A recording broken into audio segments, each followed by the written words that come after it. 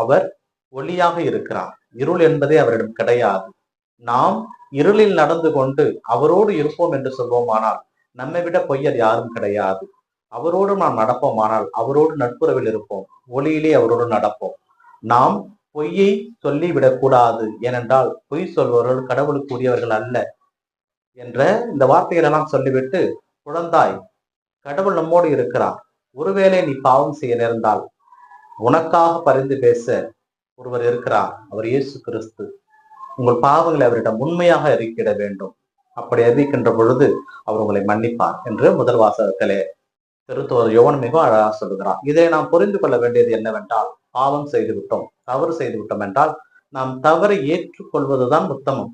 ஆனால் இன்றைய காலகட்டத்திலே தவறை செய்துவிட்டு அதற்கு மேல் பொய் சொல்லி அதை மறைக்க பார்ப்பதுதான் நாம் மீண்டுமாக செய்கின்ற தவறு.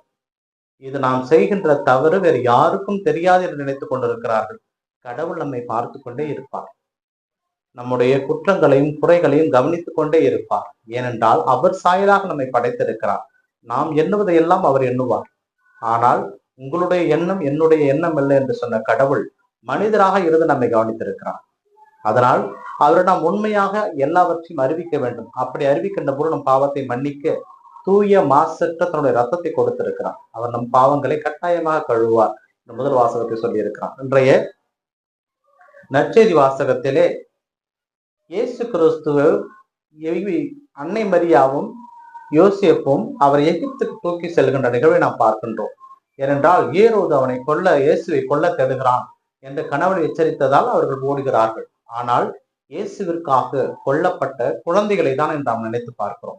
பிரியமானவர்களே, இயேசு என்ற நம் மீட்பரை காப்பாற்றுவதற்காக உலகமே அறியாத மாசில்லாத குழந்தைகள் கொல்லப்பட்ட நாளை தான் நாம் இன்று கொண்டாடுகிறோம். அவர்களுக்காக நாம் ஜெபிக்க கடமைப்பட்டிருக்கிறோம்.